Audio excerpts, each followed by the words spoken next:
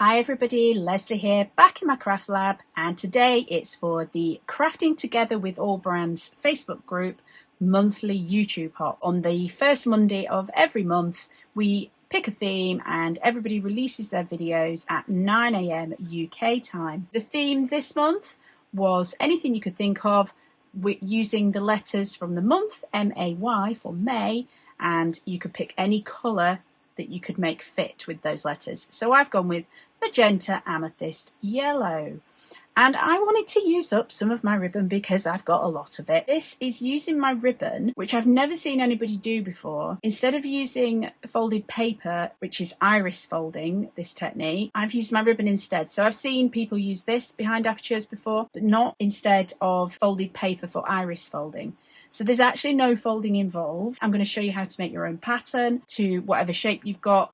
This happened to be like a triangle bunting die that I've got, but you can cut your own shape and do it however you want. I've got a bonus card at the end using the same shape, actually for a Christmas card, but it's not to the theme, so I'll leave that for the end. Don't forget, go and have a hop around everybody else when you've finished watching this one, and you can see what everybody else came up with. I decided I was going to do a 5x7 inch card today, so I've cut myself a panel to 5x7, and I've already made a start because I'm going to put the iris folding in the middle, and I'm going to do something really similar to this over here, so you didn't need to see me do it twice. So all I did to start with is I used my die to cut out 3 of my little bunting shapes. This is Oakwood, which is a UK British company. This is the A6 nesting triangle dies. You could cut yourself your own triangle and then make yourself a little template and cut it out with a craft knife if you don't have triangle dies and you want to do the same shape as I'm doing. To do this style, which is really simple,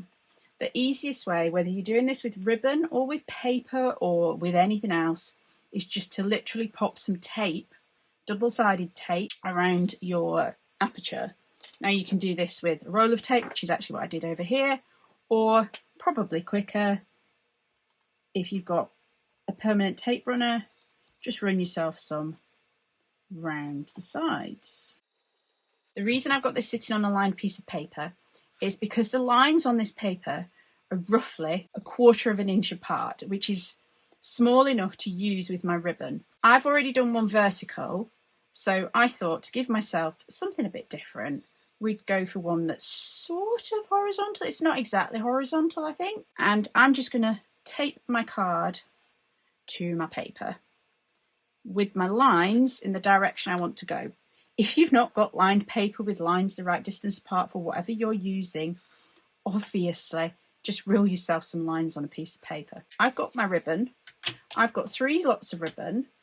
2 of them are Dovecraft ribbons. I've had this in my stash for years, and 5 meters is a lot when you're card making.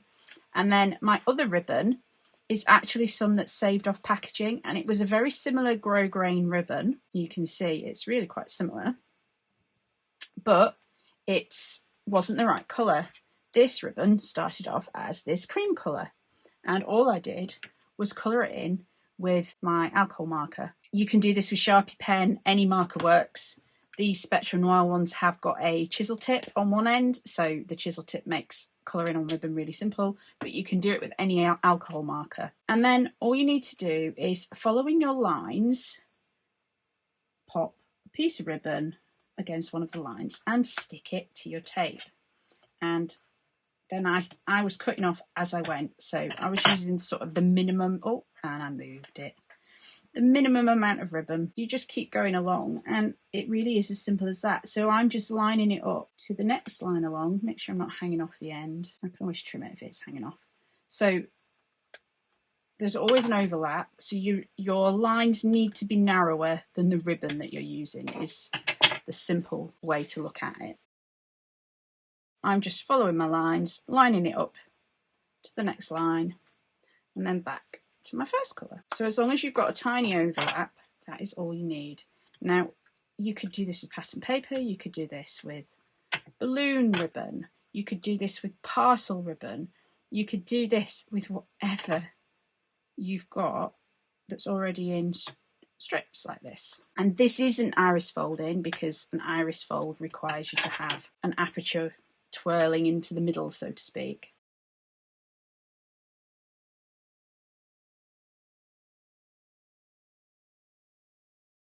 I've got kind of vertical lines and a horizontal lines, and you can see how quick that was. So that's my 2 simple ones done. If you're worried about any of your bits of ribbon, you could just put a piece of washi tape or sellotape over the top. You could drop a little bit of wet glue in, but just be careful with your wet glue that it doesn't go through your ribbon. The next one is more complicated, and you do need to make yourself a pattern. This is my patterns, and I experimented with a 1 centimetre gap and a 1/4 centimetre gap. I'm going to show you from scratch how to make this pattern. What determined my gaps was the width of my ribbon. So you need to look at your pattern, and when I did it for 1 centimetre on my pattern, I could see that I was going to end up with a gap. So hopefully you can see there's a little bit hanging out here. I would have ended up with tiny little holes all the way around. So 1 centimetre was too wide, 1/4 inch worked just perfectly, and it actually meant I got an extra sort of swirl. So as long as it's wide enough to completely cover those sections, you can choose your size. So to create this, what I did with one of my cutout pieces, and I've got it in black so you can see what I'm doing better, I'm just going to draw around it. Get my ruler and measure 1/4 inch from one corner and put a little mark. And then rotate my paper, go from the other corner and 1/4 inch. Rotate again on the other side, mark at 1/4 inch. So we're always sticking to 1/4 inch because that's the size that fits my ribbon. And then we're going to just go round and join up those 3 little marks. So now we've got a triangle inside her triangle. Your triangle will not stay exactly the same shape as the triangle you started with. It'll stay a triangle. It's maths. Can you tell I've got a physics background? We aren't decreasing the sides by the same ratio. So the short side is getting shorter in comparison with the long sides. But for our purposes, it's fine because it makes a nice iris.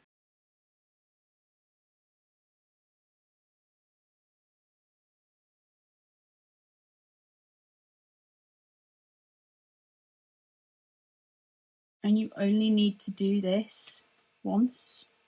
You don't need to, you can save your pattern, fold it up, pop it in the packet with your dies. And then you've always got an iris folding pattern to match whichever die you've done. And if you are doing a shape like a square where all the sides are the same length, you can do it once and then use that with any size square.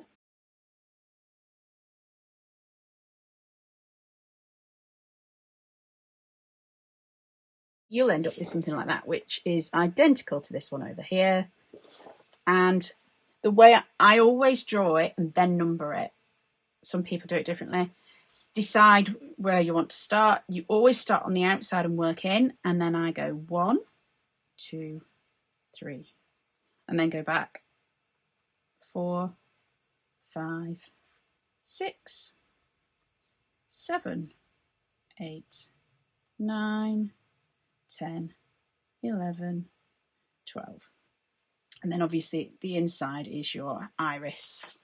So this is how I do it. I always go work round and keep going round in a circle into the middle so it spirals into the middle. So 1, 2, 3, 4, 5, 6, 7, 8, 9, 10, 11, 12. It doesn't take very long and you only need to do it once. This is then going to sit, obviously we're always working upside down with our pattern underneath, so all the mess is going to be on the back. You just line your cutout aperture, which will exactly sit over it because we drew round one we cut out. Tape it back down, temporary tape, washi tape, whatever you've got, just so it's not going to move whilst you're sticking to it. We can do the same thing and put a little bit of tape around, but it will very soon not be that useful. Now we start in the same way. We start with line number 1. We're just going to pop our ribbon up to the line, just like that, and cut it off. So that's it, that's line number 1. So number 1 is always going to be, so this side is always going to be purple, and then we're going to work our way round. This is number 2. And this point, it's exactly the same as standard iris folding. And of course, I can't put my head on camera or else you wouldn't be able to see what I'm doing. So my lining up isn't going to be spot on. So that's number 2. And number 3. So this is my ribbon that I coloured in. There's number 3.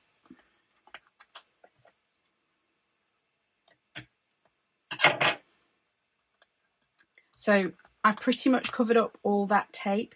Now, some people with iris folding, they put sellotape over the top, but I think because I'm using ribbon, that's going to get really bulky really quickly. So what I did was I just cut my ribbon a little bit longer than I need, and all I did was pop a little bit of wet glue out on my edges. I felt like this was absolutely plenty to hold my ribbon, and at the end I'll just put some tape over the top of all my edges. So all I'm doing is just making sure it's grabbed a little bit. So we're just going to follow our pattern around, alternating the colours around as we go.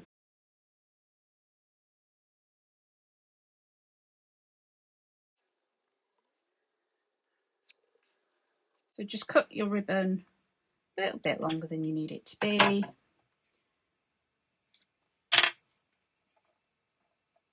Put a little blob of glue on each end.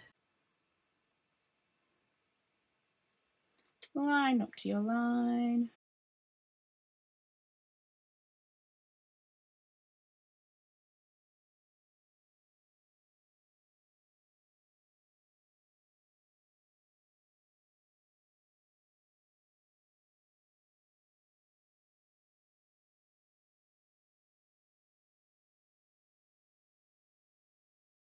So we've worked all the way into the middle, and this is the point where I would put maybe just a few bits of washi tape just to secure things, just to make sure, especially while your wet glue's drying, that nothing's going to come back up. I haven't got the bulk of tape on every single layer. I've just got like one lot of tape at the end, if that makes sense. And it really doesn't matter how messy it is on the back, because obviously no one's going to see it. There we go, we've got our little iris fold done with our ribbon, so it's really nice and tactile. You could, for your iris, put a scrap of a sparkly card. You could just go with a piece of the ribbon that you've been using on the rest of the card. I think I'm just going to put a piece of the purple in there just to match, because this is the grosgrain ribbon, which has got like a line on it. I'm actually just going to look from the front to line it up. But yeah, you could put a piece of holographic card in there. You could put anything you want in there. So I'm just going to finish this off by adding a little sentiment and popping it on a card blank. And these are Spellbinders sentiments that I just pre-cut out of some white. It's backed onto double-sided, and I'm just going to colour it in with the same pen that I did the yellow. I've got a few of these cut out so that I can layer it up and just give it a little bit of dimension. And if you've got really skinny die cuts like this, if you are layering them up, they kind of go out of shape. This is my little trick to keep them in shape. Just stick them, keep one stuck down, and then stick your next layer on top. So it will keep the shape, and then obviously as you put more layers on, it gets thicker.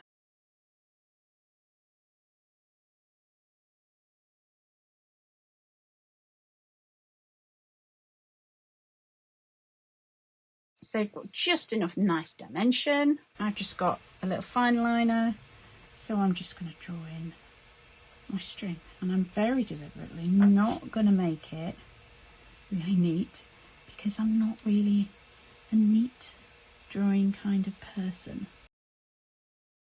You could obviously put a piece of twine or anything you want on there. And we do have dimension on the back of this, so I am going to put foam tape around the edges and into this middle bit just to support everything.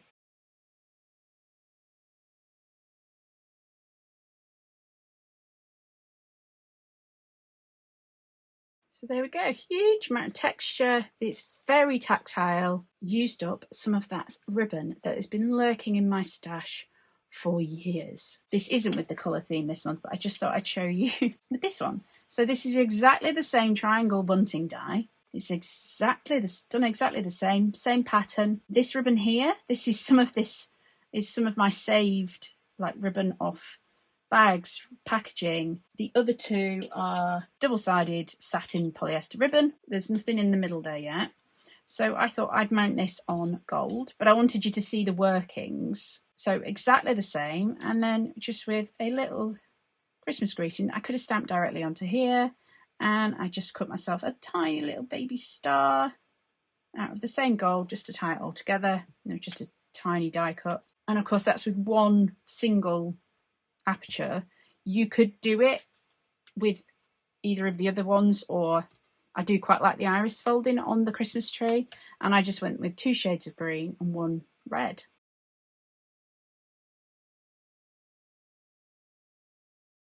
And this is where I always spend ages deciding, do I want my greeting down lower, up higher? What should we do with it?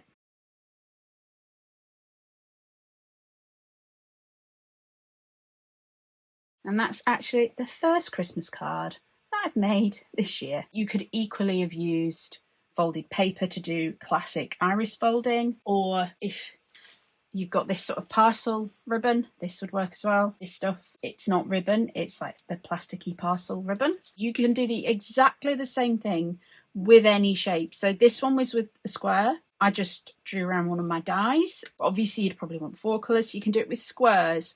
You can do a square aperture going into any other sort of shape. You can do a triangular aperture going behind a different shape. There's tons of ways. If you look up iris folding, if you've never looked at it, you can fall down a whole rabbit hole full of iris folding videos and things. But I'd never seen it done with ribbon. Hope you enjoyed that. I'll pop some close-up pictures so you can see a bit more of the dimension and things on my blog. That's at handmadeinwindsor.co.uk. This Bank Holiday Monday, there's loads of inspiration. In the description, there's everybody else who's taking part in the hop. Thanks for watching. Don't forget, like, subscribe, share if you've got crafty friends. And I will see you again in another video very soon. Bye for now.